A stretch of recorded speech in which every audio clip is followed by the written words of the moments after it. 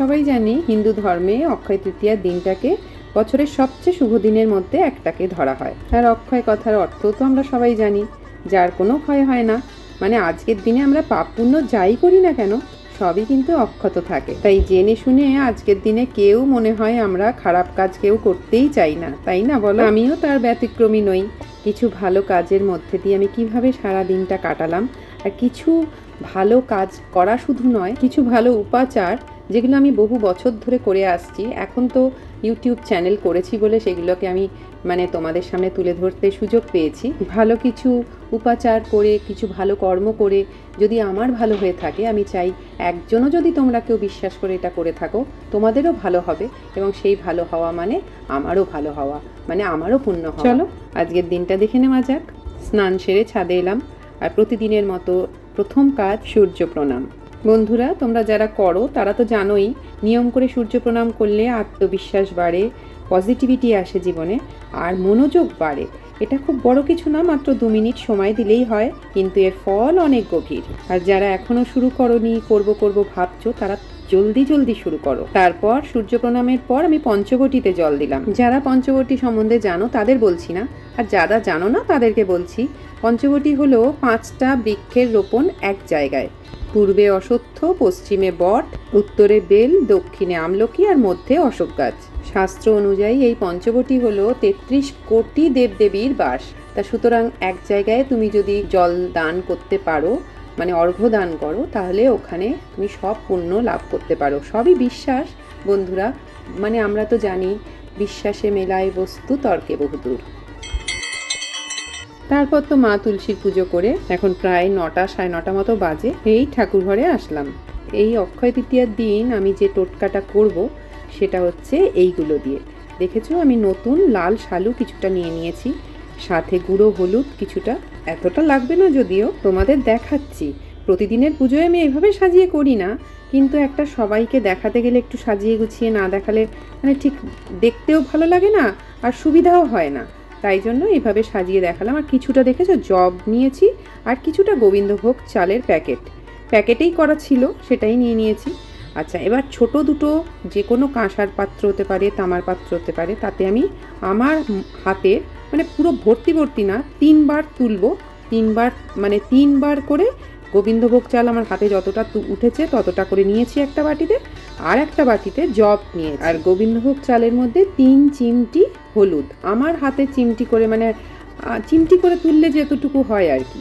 বড় শালুটা থেকে আমি টুকরো করে এইভাবে কেটে নিয়েছি, যতটুকু আমার দরকার ততটুকু, আর নিয়েছি হলুদ সুতো।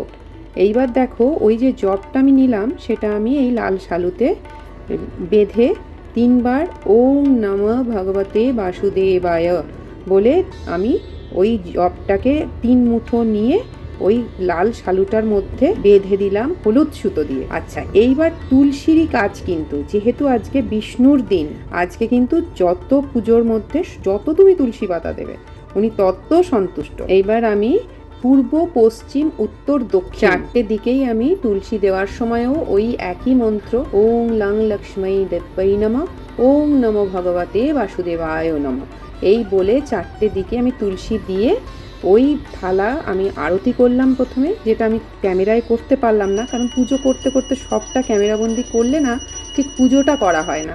তোমরা সবাই হয়তো সেটা আমার সাথে একমত হবে। থালা ধরে আরতি করে তারপরে তো ধূপ প্রদীপ দিয়েও আমি যেরকম আরতি করছি সেরকম করছি, আর সামনে দেখেছো তো ঠাকুরের সামনে ওইভাবে আমি রেখে দিলাম। আজকের দিনটা ওটা ওইভাবেই থাকবে। আর সব থেকে যেটা ইম্পর্টেন্ট সেটা হলো সর্ষের তেলের প্রদীপও লাগবে আজকের দিনে, আর লাগবে ঘিয়ের প্রদীপ।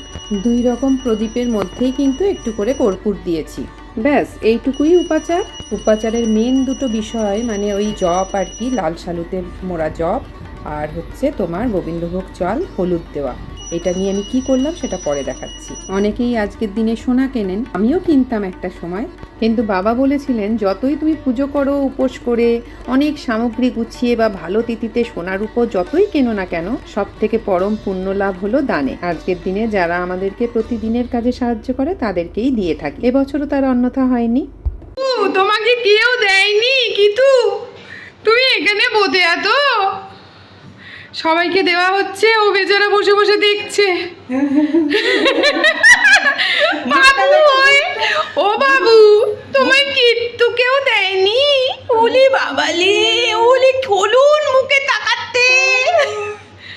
আর রেগে দিয়ে বড় করে দাও একটা। আহারে, কিছু যে এরা খেতে পারে না, পেটে সহ্য হয় না, কি করি বলতো তোকে? আরে বাবা, সবাইকে দিচ্ছে তো প্যাকেট ধরে ধরে, বুঝছে কিন্তু। মুখটা এবার নিচু হয়ে গেছে। ও আরে, ওকে কেউ কিট্টু দেয়নি। দুধ তো বাত্তা, আমার দুধ তো বাত্তা, মুত্তু বাত্তা।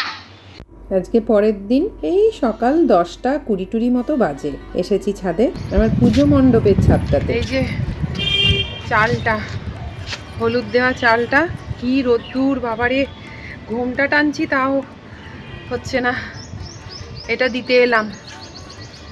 হলুদ চালটা পাখিকে খাইয়ে দেবে, আর ওই যে জবটা যেটা লাল শালুতে করে মোড়া রয়েছে সেটা জলে ভাসিয়ে দেবে, বা ব্রাহ্মণকেও দান করা যায়। এই উপাচারটা আমাকে বাবা বলে দিয়ে গেছেন। এটা মিশিয়ে, এই যে এটার মধ্যে মিশিয়ে দিলাম, ওরা খেয়ে নেবে।